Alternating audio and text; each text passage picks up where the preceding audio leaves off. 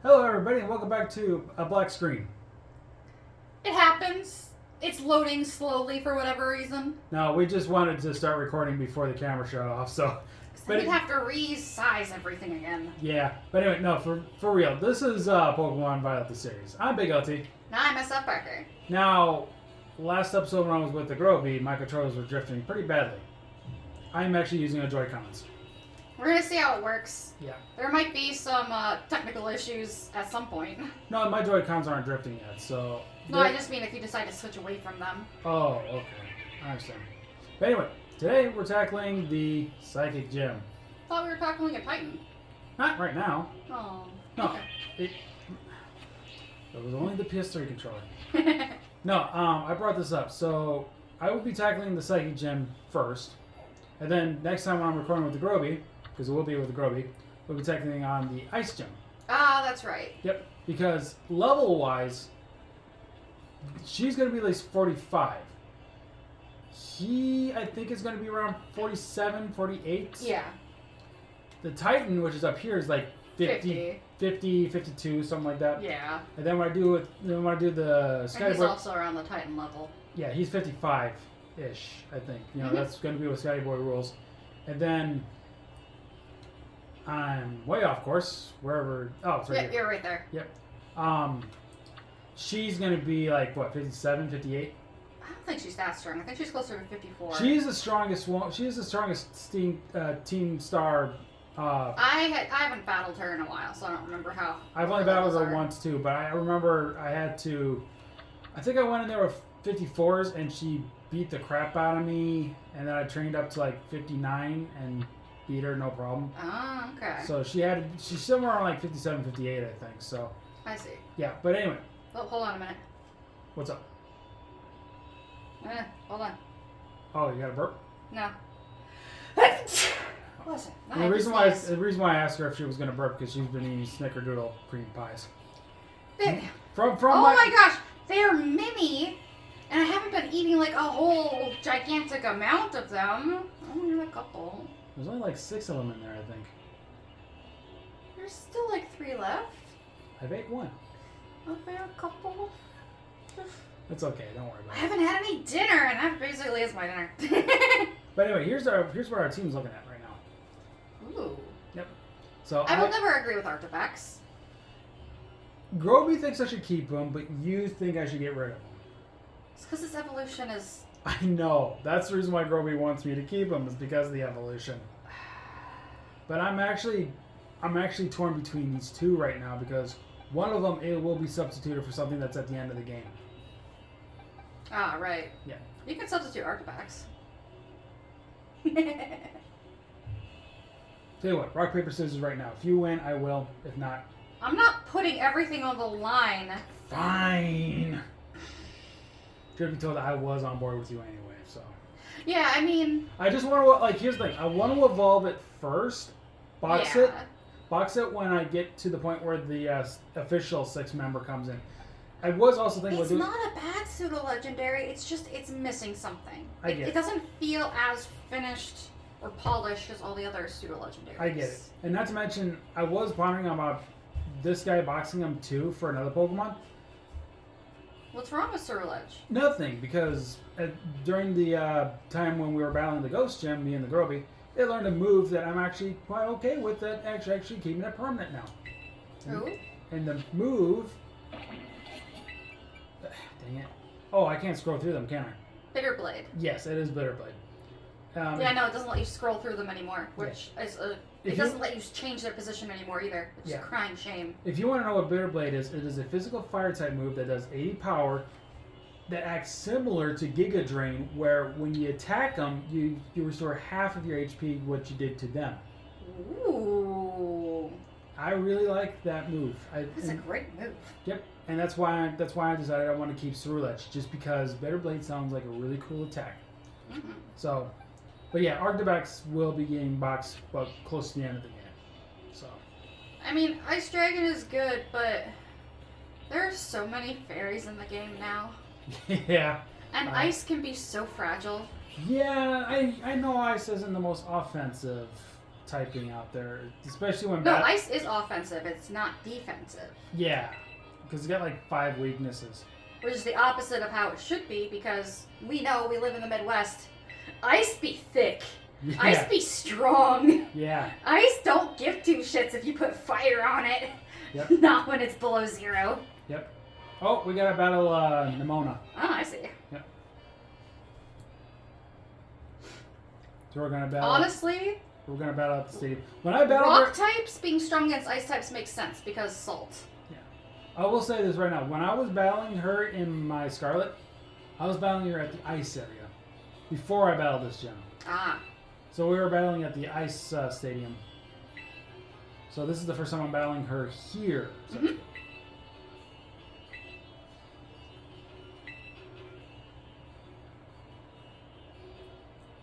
So, something that's sad. I've climbed to like the highest spots in Paldea that I possibly can. Mm-hmm. And I still have yet to get on top of the roof of this building. I haven't done it yet. I suppose if you did the gliding trick...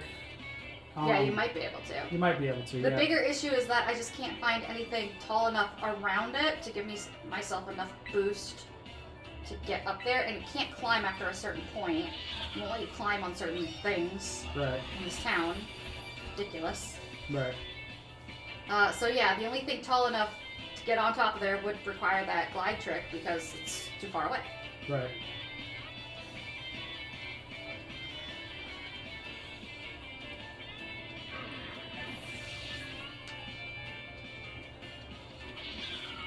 Speaking of which, we know Koraidon and Miraidon can't go that far with gliding, without the glide trick, and yet the opening sequence has it literally going all the way from one end of Paldea to the other. Well, Arctibax is going to get some use right now. She's sending out a Sliggoo.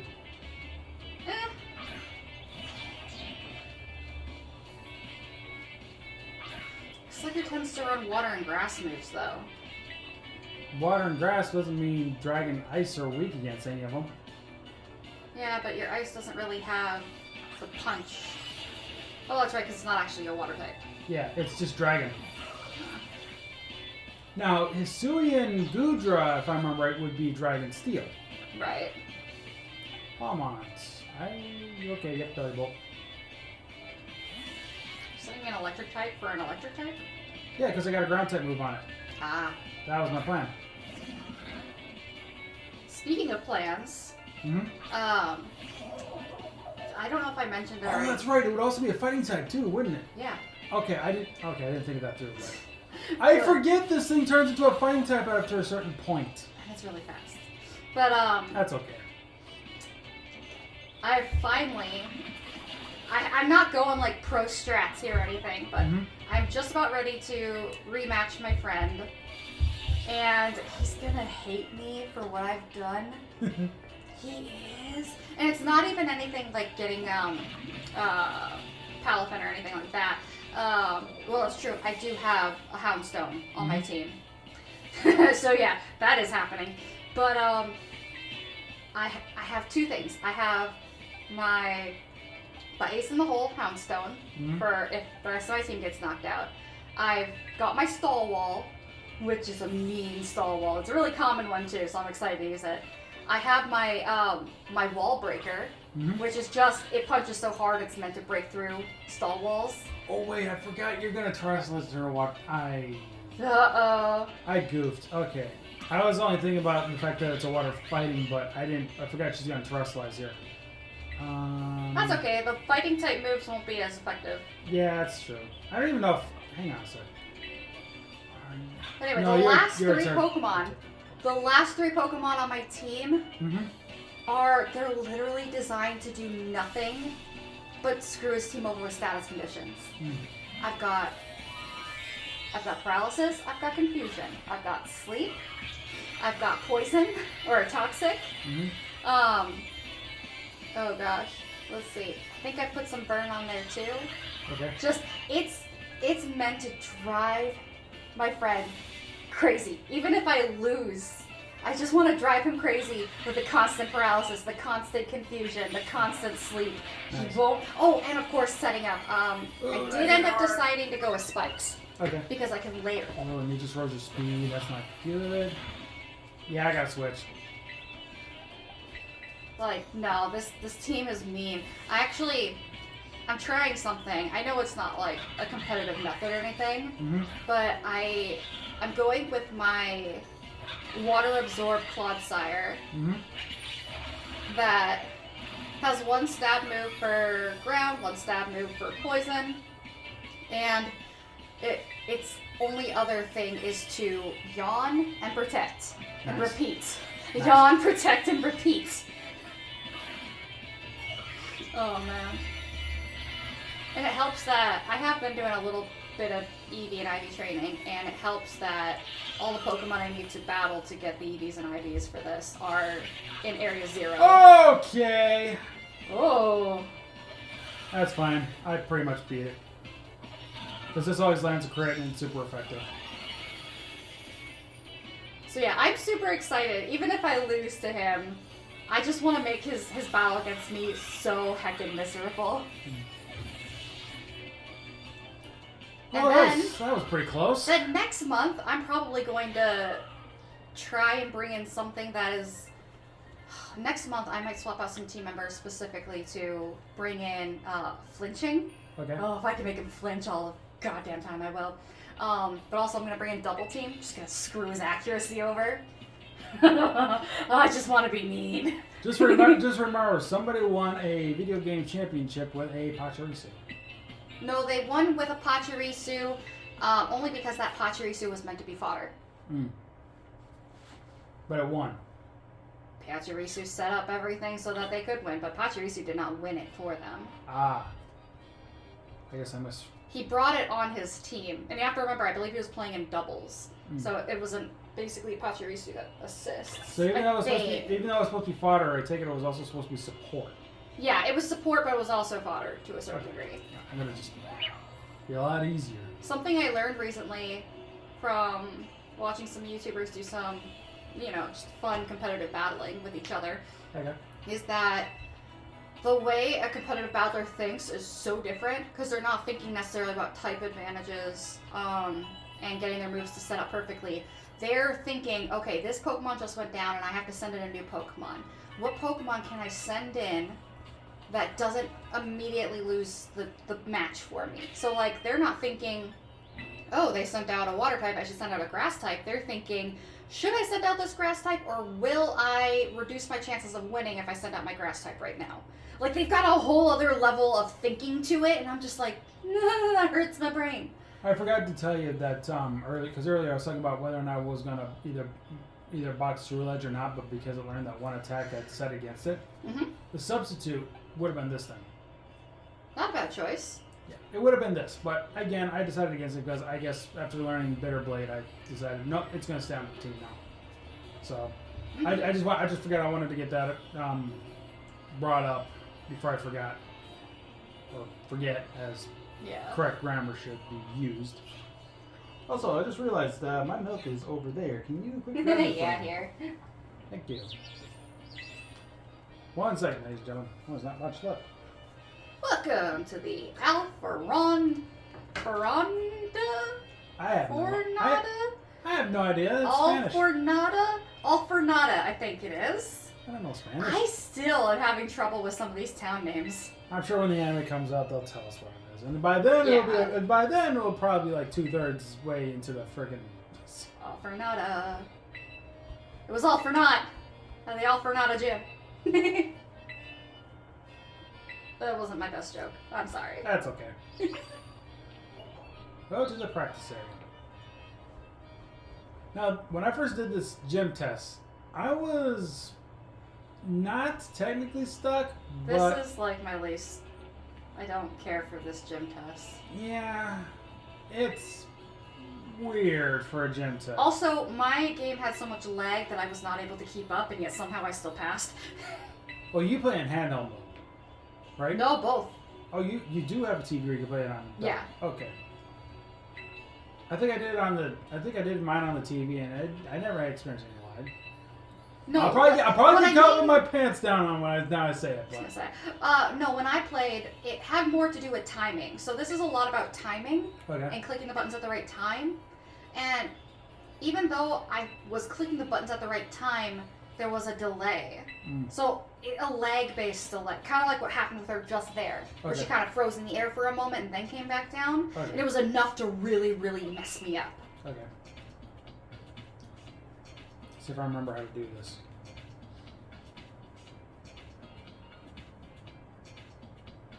I don't like this.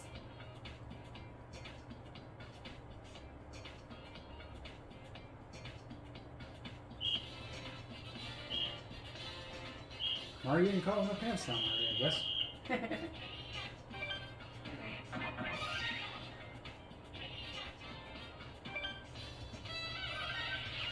Yeah, this is basically all it is. Yeah.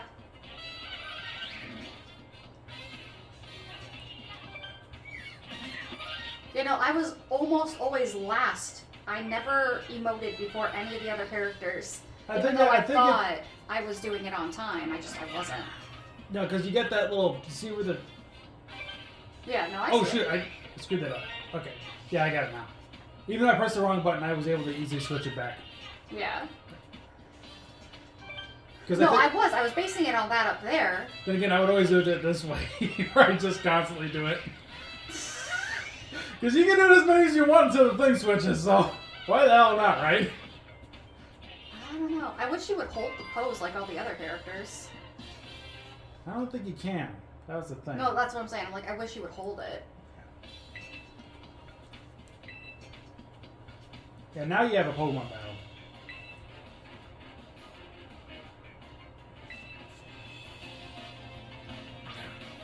Got the Rita.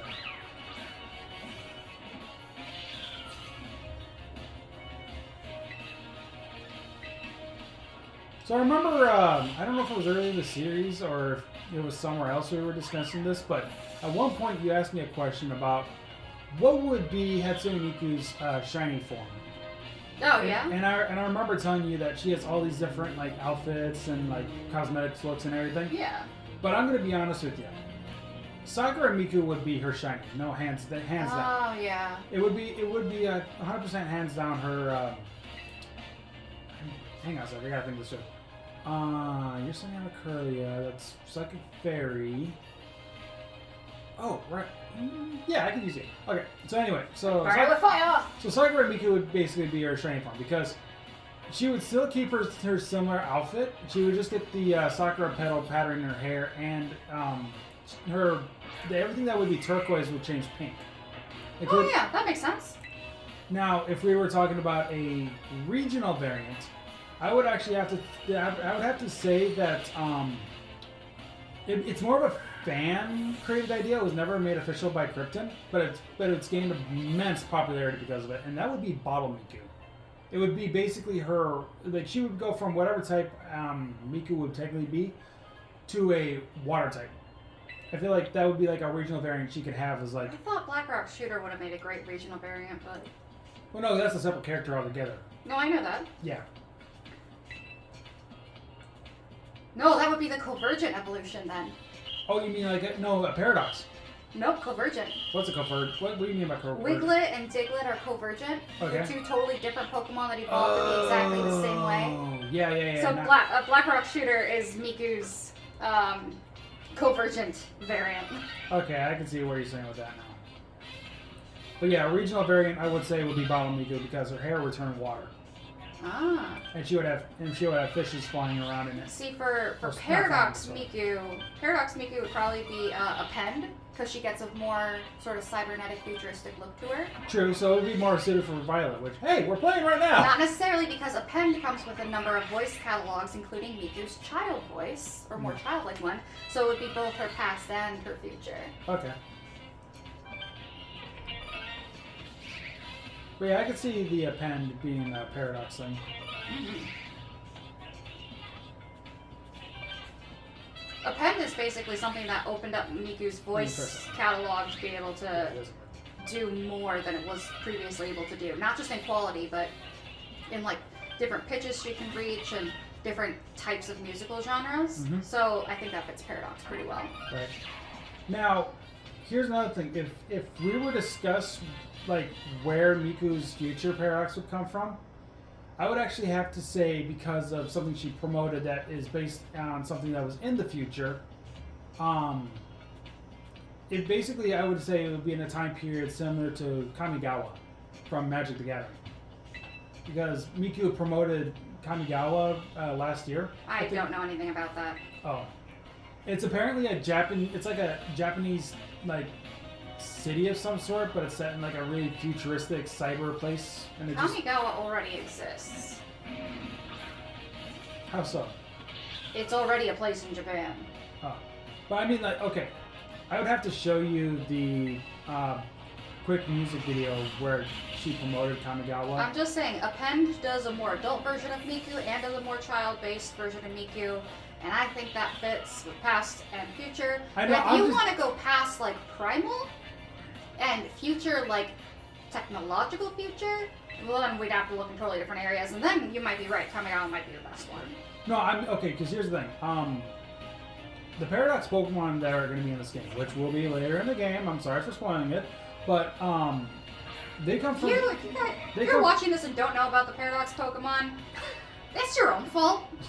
At this point. Yeah, but no. What I'm trying to say is that the Paradox Pokemon from this game comes from the future, so hence Miku's location of her Paradox would come from the future of Kamigawa. That's what I'm saying. Yeah, but there's no guarantee that Miku will have changed at all because she's already technically an AI. If anything, or she's not an AI, she's a music program. If anything, her Paradox form would be that instead of appearing in hologram form as an idol on stages, in concerts like they do in Japan, they will have an actual AI body for her. Okay. That would be a cool future version. Yeah, I suppose. It'd be cool.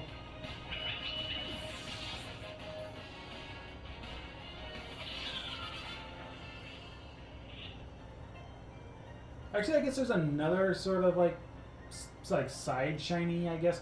Past version of Miku is past Paradox version of Miku is just the box art, just like literally the box with the art on it. That's as far back as you can go. But anyway, what I was gonna say is I think there's another side shiny she could be a part of, but I think it'd be like regional variant shiny kind of thing. But it would be her snow outfit, but it would be like the original Snow, where it retained her original outfit, but instead of the pink that Miku would have had, it would have been like a blue, and then she would have the snowflakes in her hair instead. Yeah. Yeah. There are works of that too. I think that's where the original Snow Miku came from until they decided to do different outfits, like similar to her racing outfits every year that they do. Yeah. As well as Magical Mirai. I think I say that right. I don't know if it's Mirai or something else. Mirai, I don't know either. It's I think it's Marai. That's how you say it. Yeah, I don't know. Mirai? I really don't know. Anyway, you can discuss about this gym leader once we see her. I hate her. Prelude, I hate her. Yep, you can discuss it right when we see her. I will explain. She's supposed to be super pretty, and I just think she's so ugly. Oh my god. She looks like she's wearing a plastic bag. It doesn't look like satin or silk, it just looks like a plastic bag to me. Look at that, Mr. Mime hands just clapping. I know it's supposed to be like butterfly wings and psychic energy, but I just see Mr. Mime hands clapping. Shoot, I'm trying to get this. I'm trying to focus on this. Nope. Okay, never mind. I can't get that. Look, she's got baggy shoulder blades. What the heck's up with that? I don't know. I want to focus on trying to get a perfect screenshot of this. I don't know if I can. It's going to be kind of hard. And her hair's not tied to a bun on the side. It is literally just a blob of hair pulled to the side. That's probably the best I'm going to get. Yep, because we're starting the battle. Now here's the thing. You before I discuss Look this. how glitchy that hand movement is. Yeah. Here's It's the thing. terrible. Here's the thing. When before I even saw this gym leader, you mentioned that she had butterflies things or whatever. I was literally imagining like beautifly wings on her, but now. Right? That would have been better. Yeah. But then again, that would make her a bug gym. No, not necessarily.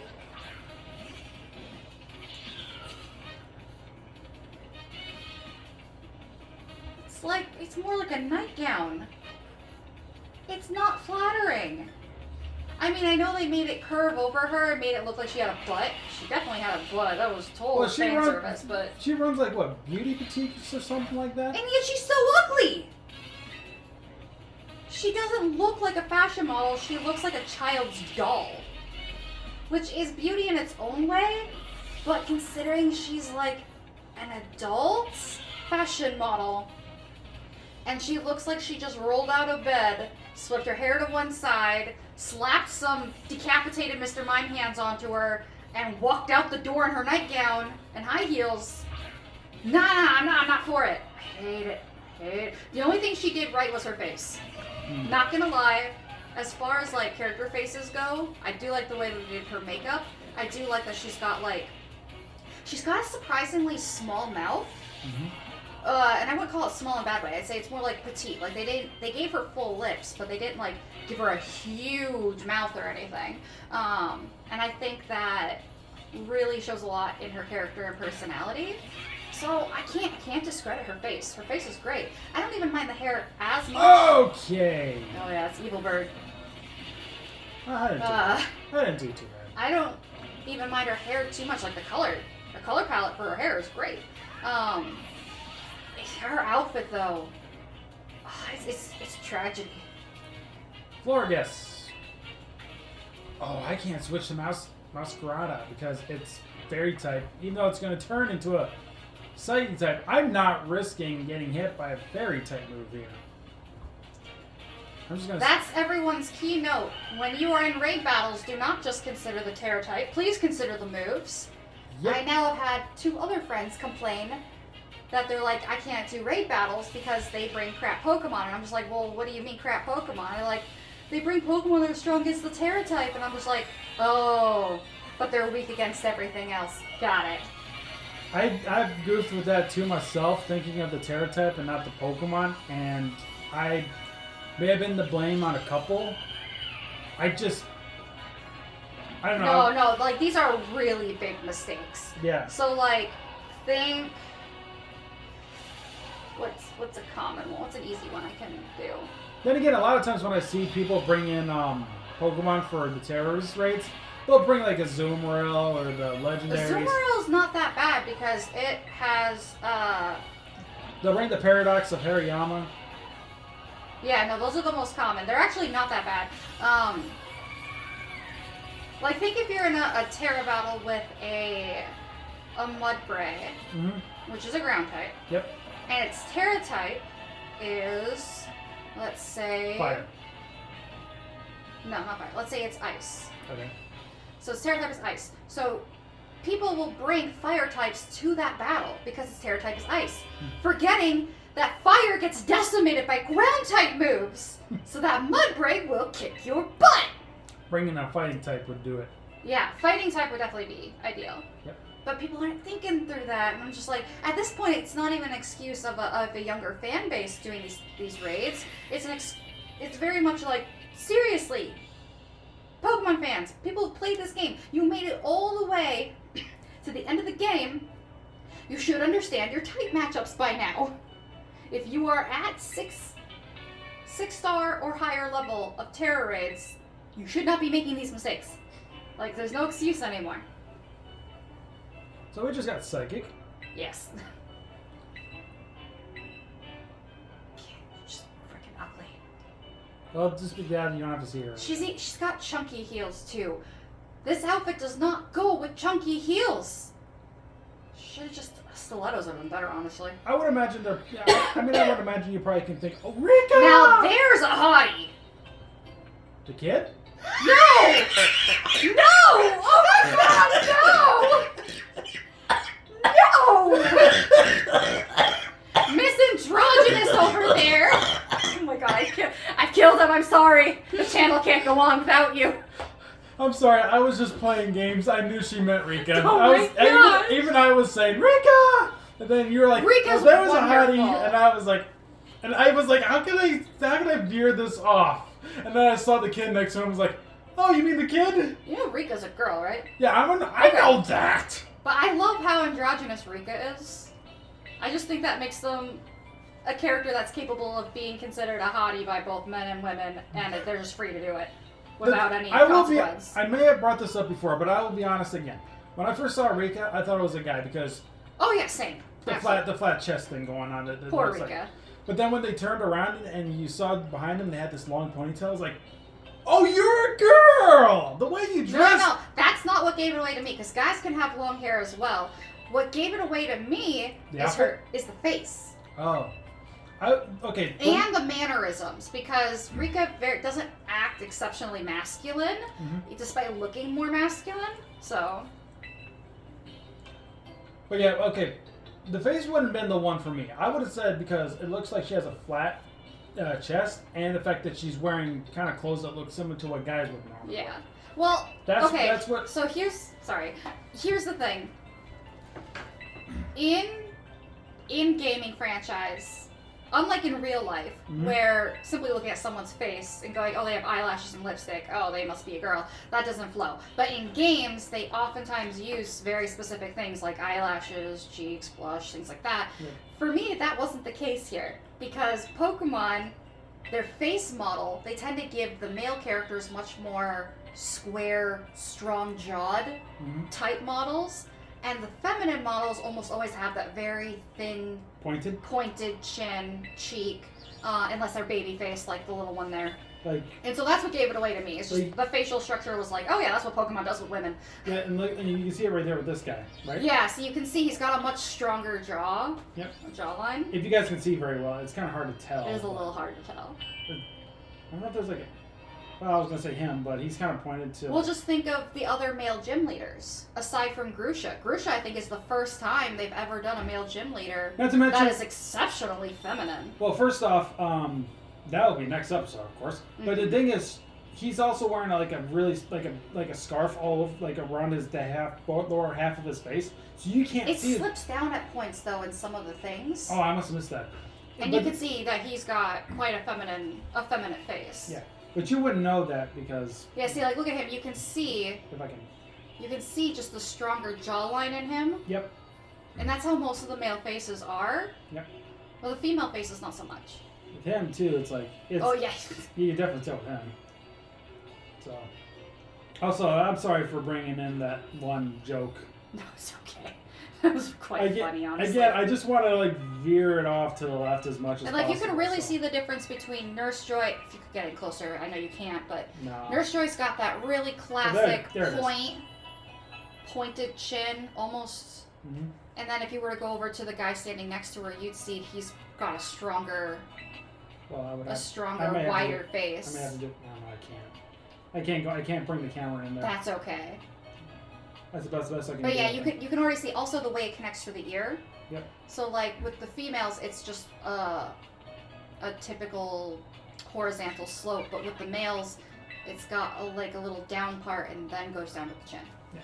So. I just realized I want to see what TMs I can make quickly. Now the cool thing, and I mean, people probably noticed this already. The cool thing is that this particular Pokemon League, it's run like a business. So everybody has to wear suit and tie, formal attire. But they still manage to convey all the Elite Four's personalities through the kinds of suits that they wear. Rika has gone for the screw the overcoat. I'm just gonna put on these old classic suspenders. I'm gonna tuck in my shirt, but I'm gonna have my pants be a little bit thinner. Masquerada can learn Thunder Punch? Well, yeah. That's news to me. Oh, okay. What do I need? Metatite sweat? The little girl, she's wearing okay, a little dolly version of a suit and skirt. I'm gonna look for Toxel and Metatite quickly so I can grab some of those materials and teach Masquerada how to use Thunder Punch. That would be very useful. Okay. Especially against flying types if needed. Mm-hmm. Yeah, sorry. I'm trying to figure out. No, that's okay. I was just commenting on the Elite Four's attire. That they managed to put them all in basically business casual while still bringing forth all their unique individual personalities. Like, seriously, I didn't know office attire could be so unique per person. It's not just suit and tie. Even though it is just suit and tie. Where is Toxel? I already have an idea where Meditite can be, so I'm not worried about that. Toxel! There is Toxel. Oh! Oh, you need... Oh, that's easy. Actually, the area around this gym has a bunch of Toxtricity, which drop... Oh. The Toxel thing that you need. Oh, okay. I guess I didn't think of that. The cave, right? No. You can find them in the slopes right back there. Slopes... Guide me. Or not there. To me. your right. Right. Those slopes. The ones just before the entrance to the cave underneath. Okay. I should probably bring Farigiraf out so I can have an easy time to beat them. So yeah, just hanging out in this grass. It's a little bit closer to the mountain though. Not that mountain. Go to your right. Going to the right. Yeah, like kind of where that shiny beam is. You got it. I tend to see more Toxtricity around there. You got it. Oh. Hey, go. Sorry. That's okay. There's also like a standard spawn of Mudsdale. There it is. Oh, speaking of the devil. It will always pop up there. Never fails. There's Meditite already. Oh, did you need that as well? Yes, Meditite sweats well. I only need 2 more of those. So. Oh jeez. For a second I thought a Pokemon had randomly spawned in front of you. I'm just like, holy shit! Okay, I got enough Meditite sweat. Now we just need the Toxtricity. So you can go on either side, but you want to stay also, close can to we the cliff bring edge? up the fact that we can actually get any Vivillon pattern we want now, unlike X and Y? We can? This isn't the normal X and Y pattern we were able to get back No, I know. This is the meadow pattern that was originally exclusive. Yeah. I would imagine you have to be in certain locations in Paldea for it to... No, this is the only one that's available that I know of. Huh. Unless they update it with their most recent...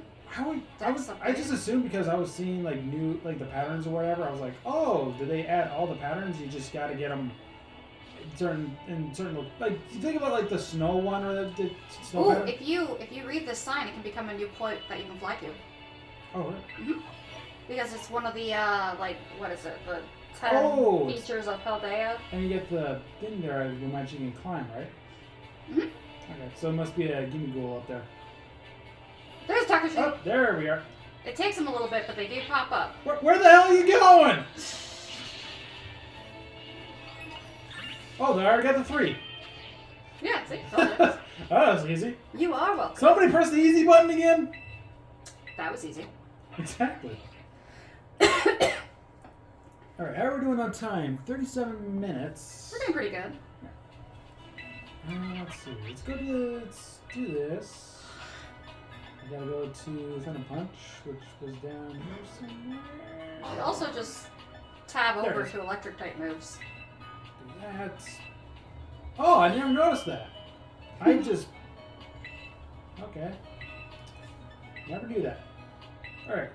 I'm gonna get rid of Slash. I can see we can do Ice Punch. Oh, I need my... Oh, it doesn't matter. Nobody can learn it anyway. Oh, Charger, that's it. That would be a hard thing to find, Charger. That's... I think Bitter Blade is probably better than Fire Punch for that's Body Slam. Cerule Edge. Shadow Claw. I already got somebody that knows it. Bulk Up, useless. Zen Headbutt on... No, I think... Are you physical or special? I can never remember that. I'm not gonna worry about it. Brick. Ooh, I think I could use that. I could definitely use that for Cerule Edge. Only problem is I don't know what the other Pokemon is that I haven't met yet is. So that's the question. I don't even have any in my bag. I do like Dig, but I'm not gonna do it.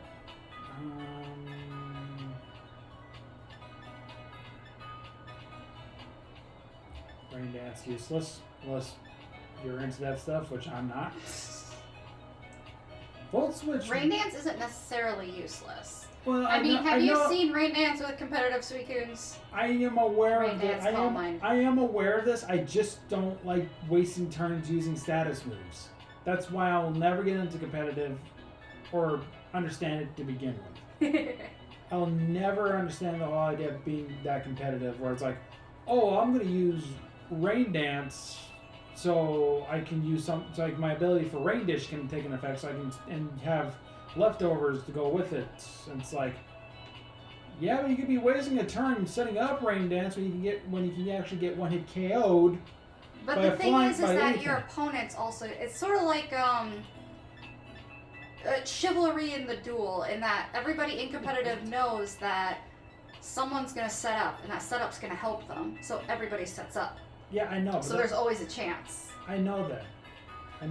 I just look at some of those moves and think they're just a waste of time. Why would But anybody? that's why Like, you real know- competitive is doubles, because while you're setting up, you can put out a Stalwall Blissey to heal, so it doesn't matter how many times they attack you. You can protect, you can heal, and then you can have all your setup and then just completely demolish the other side. Okay. Here's another thing. I don't like using Protect, but I can understand the usefulness in double battles for things like Earthquake protection. Oh, no, I put Protect on my Clodsire specifically because I feel like my friend is going to attempt to switch out, or he's going to get frustrated when I use Yawn, and he's going to be like, well, I have one more turn where I can punch them, and then I'm just going to Protect. It's there specifically to annoy, not because it's any good. Okay. But no, I do understand some meanings when there's some of the competitive moves being useful in double battles, but when Yeah, in singles, not so much, but in doubles, Yeah. very good. yeah, that's my problem. Why I don't like competitive all that much. I don't, you know, That's okay. it's just never been my You don't thing. need to like competitive. I don't like competitive. I hate competitive. But earlier you made it sound like you knew what you're doing competitively. It's like, Because I pay attention to what people are doing. yeah, I know. I would rather watch people competitively rather than be a competitive player. It's like, I can also watch cooking shows and see them make these amazing, delicious foods and totally understand how they make them. That doesn't mean I like cooking. Here's another thing before we wrap up. My friend, my childhood friend, who got me into Pokemon, Yeah? he was at a point where I think around after Johto, when Hoenn was a thing in Sinnoh, I think roughly, Yeah. he wasn't playing Pokemon anymore. But Hoenn is when I officially started. Give me go behind the bench. Was it? Nope, other way. Turn the camera to the right. Behind the bench. Okay. There he is. But anyway, so my friend fell out of playing Pokemon for quite a few years. I can't remember if he got back in around Unova, Kalos, or if it was Sinnoh, but he wasn't playing Pokemon for so long. And I was playing Pokemon from the start of Hoenn. He's way more competitive than me all of a sudden, and I don't know how the hell he can breed competitive Pokemon to max out everybody's IVs. Nah. He can raise stat like I went up against him with a Snorlax, freaking maxed out defenses, Oh, yeah. and I was sitting there not doing any damage to him. I'm like, I don't like this. This is why I brought a wall breaker on my team. I didn't even know. So I didn't plan to bring a wall breaker on my team. I didn't even know what a wall breaker was. All that happened was like, I think I might want to put this Pokemon on my team. Let's go take a look at what Smogon says about it. Because I know Smogon has a lot of competitive information. So I look, and there was a tactic in there called Wall Breaker, and suddenly I understood now why you would use this Pokemon in that way with those moves, because the moves just didn't seem right to me. But then I saw it was choice specs, and I'm like, oh, I get it now. Yeah, that's another thing I don't like is those choice specs, choice scarf. You have to be really careful about how you do it. And one more thing. I'm going to bring this up, and then we're wrapping up. But just so you know. Sword and Shield. Galarian Darmanitan Guerrilla Tactics. I can understand how broken it is. But if you want... I actually don't know anything about it. I didn't bother. Okay, so it's Guerrilla Tactics Darmanitan, and I think one of the choice items. It would allow you to be so overpowered, especially that that apparently Dynamax can get around the restrictions that the choice items give you. So if you want to, you can use one. You can use a certain move. You can use a move. You can use one move on your Gorilla Tech. Well, that is broken. Yeah, you can use a move on Gorilla Tech starting Mana 10 before you Dynamax to, like, say, Swords Dance or something. Yeah. To raise your tech times Then 2. you Gigantamax and then you Gigantamax, and it resets your choice. Oh, I think And it's that's so that's bad. It's so broken. That's yeah. bad. Now, actually, there was a time I heard this. I don't remember who I heard it from. That there was a time where if you didn't bring Zacian or Zamazenta to competitive, it was basically suicide. Yeah. But basically, what I was trying to say is, when I was using Gorilla Dark, well, not Gorilla Tactics Darmanitan. When I was using a Galarian Darmanitan, I wasn't having the Gorilla Tactics. I was using Zen mode. Yeah. Because I preferred the Zen mode. I like Zen mode. I love Zen mode. Zen mode's cool. Yeah, because I like the idea. The snowman. Yeah, he turns into snowman, but I like the idea that it's a fire ice type. I know, right? That is so cool. Snowman. Yeah, that was the coolest thing about Zen mode Gorilla. You can't even use Gorilla Tactics with Zen mode Darmanitan. That's sad. No, because Gorilla Tactics is the ability. It's the ability. Oh, that makes sense. Yeah, and just like Zen mode, it's the ability. You can't have two. You're not doing anything. Yeah, I know. I was trying to wrap up, but I wanted to bring that up. I see. But anyway, you ready to wrap up? Yeah, some things are so broken they make you want to quit, and that's why they nerf them inevitably. Yeah, just think like Protean. It was so good. Now in this game, they Gale Wings. Yeah, oh, like a lot of those abilities. abilities. A lot of those abilities, they were too good. Heck, okay. One more thing, and then we're wrapping up. All right.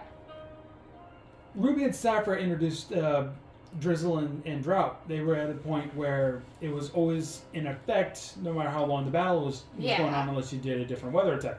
But when I don't know if it was Kalos that started this, or if it was Alola, but then they decided to make it as effective as Rain Dance. But for when Omega Ruby and Alpha Sapphire came around and they needed to have that same ability for Kyogre and Groudon again, they just gave them the Primal Reversion so that way they had that same effect. But anyway, let's wrap up. Yep. Thank you all so much for watching this episode of Pokemon Violet the Series. I'm Big LT. I'm SFParker. Final words? Don't listen to me about my competitive strategies. I'm literally just doing it for fun. Like I said, I don't do competitive. I don't like competitive. But I do like getting sneaky sucker punches in at my friend when we, get online and battle each other. And I do want to punch all his stupid shiny Pokemon. Okay. And I do have final words for myself, too, which is kind of rare. Next episode, we're tackling the Ice Gym. That'll be with the Groby. And the next time you will be available will be the episode after that. We already got this planned. The Titan. The Titan. Groby hates this Titan. Why? You have to ask him next time you see him. Did he have trouble with it? Or is he just afraid of being eaten alive? I think it's because of what the Titan is. Does he not like sushi? I'm not 100% sure about it, but Is he not like catfish? I don't know. You have to ask him yourself. Is he afraid of whales? You have to ask him yourself, okay? But anyway, Groby will be a part of this one, which we'll be recording tomorrow. Okay. You're coming over on Monday, which is 2 days from now, to do this one. That's the plan, yeah. Yeah, to do this one. We're just doing this one episode, and you'll be on your way. And then Skyboy Boy Rules will be joining me for this one, which will be on a Friday, so a week kind of from now. Mm-hmm. And then the Groby will be back over for this one. And then after that, it'll be the 3 finales. And I'm going to have to try to figure out where to go from there once everybody's schedule comes into play. Mm-hmm. I know you said you're going to be busy for a little over a week. So I'll let you know how things go. Yeah, so I'll probably have a better game plan by Monday. Yeah, so I'll have to figure out what's going on too, because again, Skyboy Rules is getting the Pokemon League. You're getting Team Star, and Groby is going to be getting the finale for the Titans. After that, it'll be the 2-parter. I've already brought this up. It's within the creator of Paldea. Skyboy Rules will be part of the 2-parter for that one, just because I want him to see the finale for. For the 2-parter finale, it's going to be 1 part me and DeGroby. No, both parters are going to be with Skyboy Rules. I don't get to be part of the finale? You get to be the finale of the Team Star thing, but I want Skyboy Rules to see the entirety of the great creator of Paldea. Does he not play the game? He doesn't play the game. Oh, okay. I forfeit then. Yeah. No. I mean, it's such a fun finale. Of course, I want someone to see. Here's the thing. His son plays the game now. Apparently, Scotty got his son the game, but he plays on Scotty's account, so to speak. So But Okay, yeah. No, I want him to have that experience. That's yeah, fair. I want him to experience the whole area of the Great Crater. The Great Crater of Paldea. That's a mouthful. But anyway, thank you all so much for watching. Like, share, subscribe. We'll see you guys next time. Bye bye.